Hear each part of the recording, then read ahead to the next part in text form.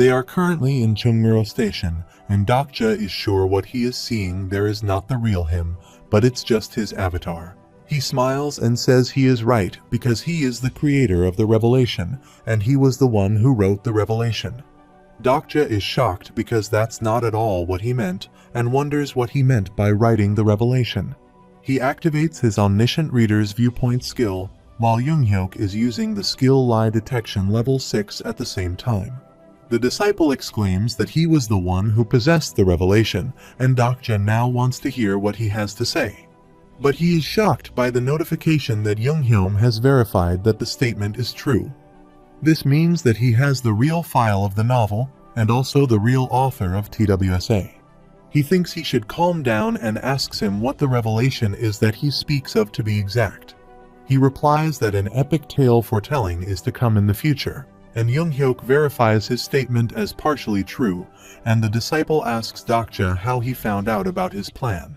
He asks him if he is also a prophet, and Dokja asks him if he doesn't know about him when he wrote the revelation himself.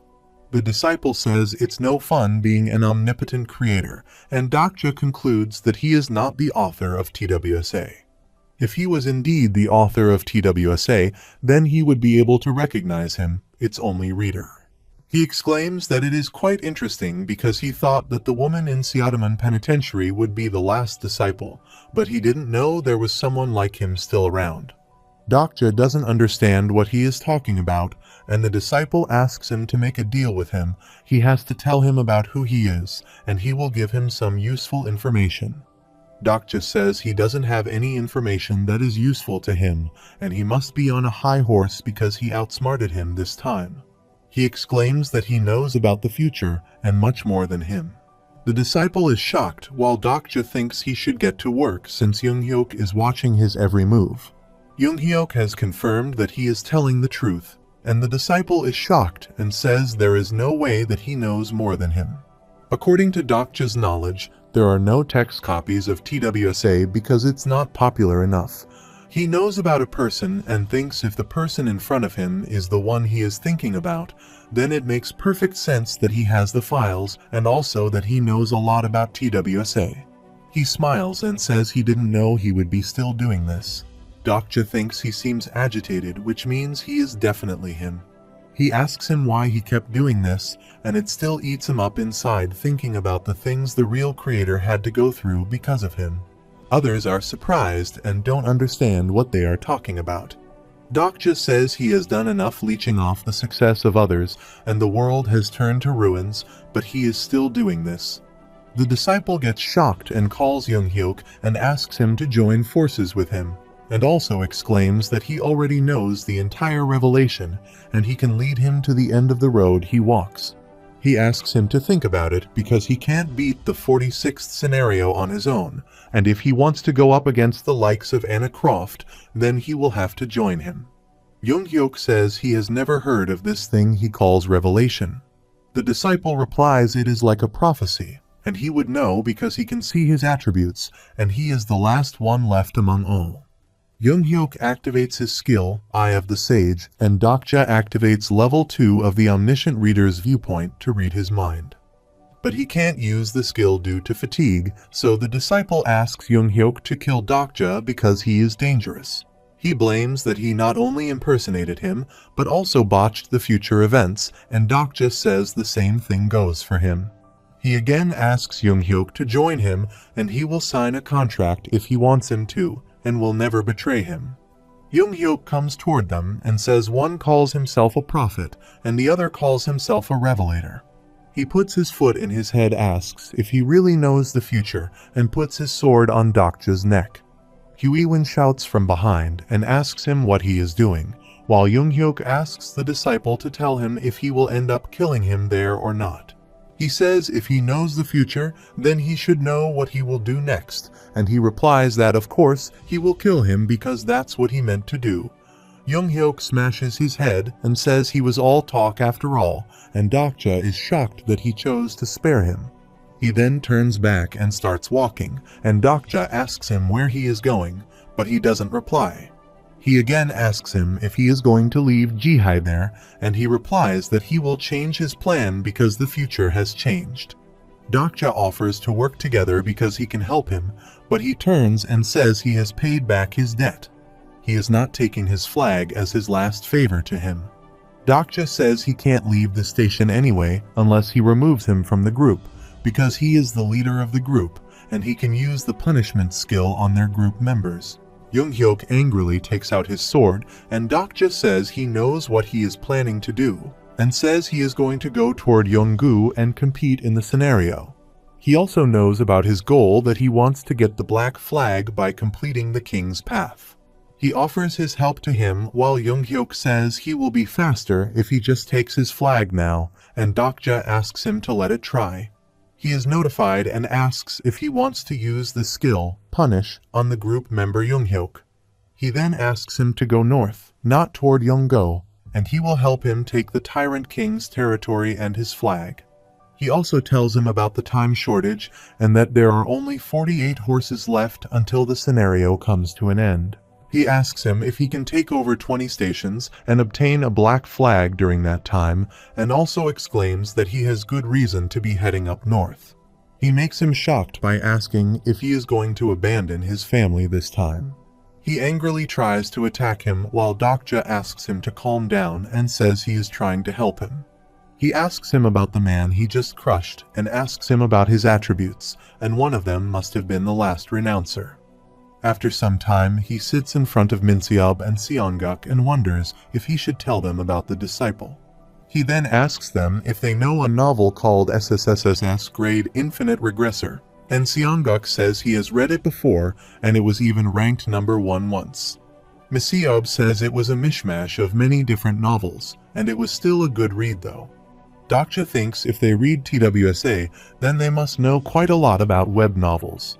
Back then, when TWSA was still being serialized, he came across the novel on the list of popular works.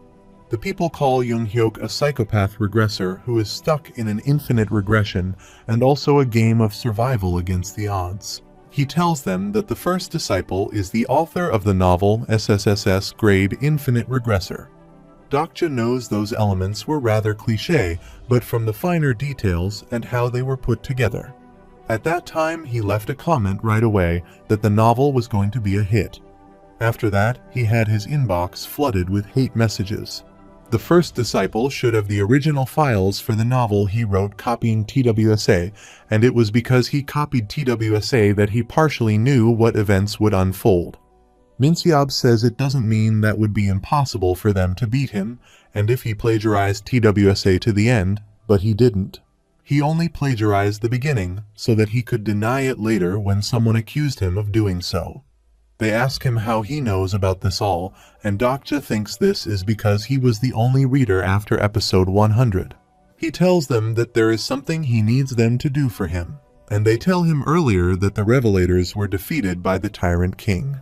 When they tried to take over Changsan Station, a few of them should still be there giving him information as a prisoner. Dokja thinks there are 48 hours left until the scenario, and he wouldn't be able to defeat the Tyrant King in that time if he took him head-on. For that purpose, they are going to spread false intel to confuse them, and they will give them a part of the revelation. Seonguk and Minseob are shocked and ask him about how they will do this, and Dokja says starting now, they will make text copies of the SSSS Grade Infinite Regressor and spread it. They will also make it look as if it's part of the revelation that the prophets had. They ask him how they will make the text copies when they don't remember what happens in the novel. He then goes to Pildo and asks him for his laptop. Dokja asks them why they need to remember a plagiarized novel when they know the story of the original. The plan is simple. The people who plan their movies according to the earlier chapters of TWSA are the fake authors who plagiarized TWSA. Moreover, the person who is exploiting the prophets for their revelation is the Tyrant King, the one who wants to monopolize the intel and the one who wants to learn more. He will put those two against each other, and he will give them all the information they need. He will elaborate on the novel's earlier plot and add some information about some items. These items can lure the fake author and the Tyrant King. At present, their current location is Chungmuro Station, and their target station is Changsan. Mincian is writing the novel according to his instructions, and after some time he gets tired and says he never knew writing could be that hard. He has nothing but respect for authors now, while Dokja says they don't need to try too hard, and it's not like they are actually writing a novel, and all they need is to add the information that can lure them out. They will also change the characters around a bit, but there is something that concerns him that it would be more than enough to shock people like Hyunseong or Jihai. They will find out sooner or later that this world is a part of novel, but it doesn't have to be now. Meanwhile, Miseob reads his mind and says he doesn't need to worry about it because Seongguk has been testing the waters, telling different people that this world is a part of a novel. However, they don't seem to be able to understand what they mean as if they are NPCs in some video game. They just think they are joking no matter how serious they are, and that's how the first disciple was able to see if someone was a prophet or not, and that's also probably why they call it revelation. Dokja asks them what the difference is between the characters and them, while Seongguk says they are real people, and they are just fictional characters from a novel. He asks them when the real world will end, and when the world of the novel begin, and he wonders if they both are real people or characters. He checked their character profile, and since the recent update, he was able to browse their character information. If all the people turn into characters with time and try to check Gilyong, it doesn't show anything again. Gilyong asks him what he is looking at, and he replies that it's nothing. Minseob calls him and informs him that he has completed the novel, and asks him to take a look and see how he likes it. He appreciates his efforts and says it wouldn't last long if it was serialized, and now asks them to spread the rumor that the revelation has been leaked.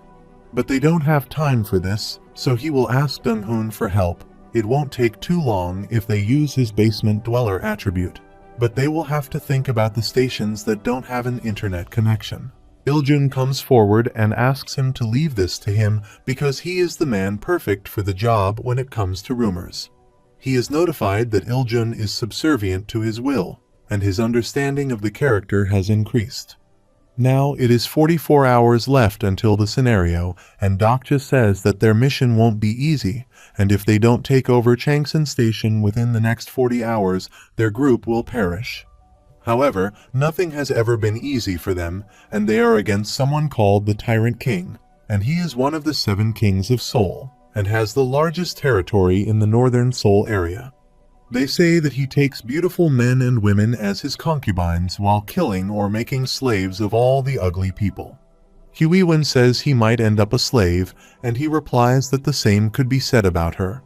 She exclaims that she doesn't want to be a concubine, but killing him will be hard because he has a powerful supporting constellation. They have 2 options. They either take his flag, or they can take over Dalbong Station, his headquarters. However, they head toward Gwanghwamun first, and Huiwen thought they were fighting them. However, they will come to them, and he has leaked some intel that might be of interest to them, and they will leave later since it will take some time for them to arrive. After a while, he is notified that the items he has listed in the auction have been sold, and it looks like things are happening much faster than he expected. In the meantime, Donghoon has spread that the revelation can be bought through the auction house, and he is also notified that Donghoon is beginning to trust him. However, he will not spread the text file for free, and Dakibai asks him if he has the con man attribute, and the constellation is really excited, and the chat filters have been partially lifted as well. He thinks if he had spread the files indiscriminately, it might have fallen into the wrong hands, and people might not have believed it to be the real revelation if it was available for free. That is why he chose to sell the revelation through the auction house, while Dakibai says there are even incarnations who gifted their constellations the file. He asks him if it wouldn't make things difficult for him if he spreads the intel that only he knows about. Dokja knows that everyone who needed this would willingly buy it, and since everyone who needs this information would already have a supporting constellation. He has sold 16 copies of Revelation SSSS grade Infinite Regressor through the auction house. He received 16,000 coins by selling the text copies and sold better than he expected. He then tells others that he is going to get some shut-eye, and she asks him if he isn't a bit too laid back. He lays down and says a good sleep is more important than they think, and after this, he activates level 3 of the Omniscient Reader's viewpoint. So far, he has figured out that the Omniscient Reader's viewpoint is divided into 3 levels, and in level 1, he can read the character's basic feelings and desires. Level 2 can read the character's thoughts, and level 3 can enter the character's bodies and experience exactly what they are experiencing. On the other side, at the Dobong station, everyone is bowing before the Tyrant King. At the same time, Iljun informs him that he has spread the rumors to the Tyrant King. Dokja is thinking about his condition from the Omniscient Reader's viewpoint, and one of them is that his consciousness has to be faint and unstable. Another is that both the character and he has to be thinking about each other. Tyrant King's followers have reached them with the revelation, and he asks them about the person who made the copies available. He asks them about the reliability of the revelation, and they reveal that they have checked the hidden pieces mentioned in the revelation, and they all seem to check out. He then orders them to go to Gwanghwamun, and they will take over the station before anyone else. Dokja gets the news that the Tyrant King is on the move for the fake author, Minseob. After some time, Minseob informs them that they have arrived, and seeing how he is wearing that black hoodie means he is surely him. He got there first as he expected, and he is the fake author. Dokja thinks that the most important hidden piece for the third regression is in Gwanghwamun, and he has himself cornered, so he can't help but get there in a hurry. There are more people there, and the kings from Yongdunpo and even Seongdonggu seem to be there. Dokja smiles and thinks they might have their hands full this time. But suddenly, he is shocked by the notification that level 3 of the Omniscient Reader's viewpoint has been deactivated. Level 3 is too tiring, and he can't use it for that long, and there were no bonus skill gains this time. He thinks this may happen only when he enters first-person main character Pav. Huiwen stands in front of him and says he was talking in his sleep, and he asks her what he said. She tells him that he is talking about his mother, and he admits that he is worried about his mother. He then asks her for a favor and tells her that he doesn't want her fighting in the battle at Gwanghwamun. After that, they get out of the station, and everyone says goodbye to Sangha, while Dokja thinks she is already very popular, even though she assumed the role just a few days ago. She asks him if he really thinks she will be of any help since he hasn't taken anyone with him except her. Before they left for Gwanghwamun, they divided themselves into teams, excluding Younghyuk and Jihai, who were beyond his control. Hyunseong and Pildo are left in charge of the defense, and he instructs him that they will need his help once they finish this scenario. He also sent Huiwen on a mission on her own, while at the same time Songha, Gilyoung, Seongguk, and he is headed for Gwanghwamun. He tells Sangha that she can do something that those two can't, and he needs her with his mission. He asks her about the certificate in Korean history and if she remembers the items he got from the statue of the great monk Samyeong. There will be similar items on the way to Gwanghwamun since there are more monuments and even the National Museum in that direction. There must be other relics and ruins that have the power of the constellations, and Sangha's mission is to find such items. She promises him to do her best to jog her memory. Dokja states that they are considerably outnumbered, so they must gather as many as possible on the way there. He thinks the Tyrant King should have his incarnations, and the fake author should also have many men with him. The latter half of the fourth scenario is pretty much a proxy war between the high constellations. At that time, Sangha, with her knowledge of history, should be useful there. After some time, Sangha says she remembers a place, and she isn't sure if she remembers correctly, but there should be a shrine nearby. They should drop by on the way, since there may still be some powerful spirits there, although he isn't Korean. They are heading from their base station toward Gwanghwamun. Soon, they are shocked to see that there is a shrine to one of China's greatest generals in the middle of the city. Sangha asks him what they should do now, and he thinks he doesn't think what he did with the great monk Samyeong will work there. They try to show their respects, and he is being notified that the shrine has been abandoned for a while now. A constellation who wields a crescent blade is delighted by his visit, and a constellation who wields a crescent blade has revealed his nickname. The constellation, Lord of the Beautiful Beard, has given them his blessing, and the blessing increases his stamina and strength by 5 for the next 24 hours. Dokja thinks about Lord of the Beautiful's beard. Even though he's a Chinese general, all Koreans know of him. This shrine is to honor Guan Yu, a deified general of the Three Kingdom period, and it's a little off that a shrine to Guan is in the middle of Seoul, but he guesses it's because he's such a big historical figure. Dokja says this is a good start, but he doesn't think they will be able to get any items there. In the meantime, an insect sits in Gilyong's hand, and he calls Dokja's name loudly. He informs him about a group of people standing at a distance, while Seongguk is trying to recognize the costume of their leader. He is the Tyrant King, and he yells at them how they dare to block his path, and Dokja asks him about who he is. A woman recognizes the green flag in Dokja's hands and asks him if he is also a king. Dokja calls her by her name, Ji-won-min, and she exclaims that he already knows who she is. Seongguk seems happy to see her and says he is a big fan of her. Dokja thinks if Seongguk knows who she is, then that means she isn't just a character. Dokja remembers the King of Beauty, one of the 7 kings of Seoul in TWSA, who was also named Ji-won-min. He checks his character profile, which easily appears in front of him, and he finds out that she is a character from TWSA. But he wonders how Seonggul recognizes her when he is not a character, and he greets her warmly. She asks him if he is also her fan, and he also asks her how he doesn't know about the king of Seongdong-gu. He exclaims that it seems she is highly in touch with her supporting constellations, and he tells her that it's an honor to be in the presence of the last queen of Silla. He is notified that Ji-won-min's constellation is started, and she is the Lady of the Sleeping Brocade, also known as Queen Jinseong, the last ruler of unified Silla. Dokja says there is no need to be flustered, and that she is there to fulfill the wish of Silla.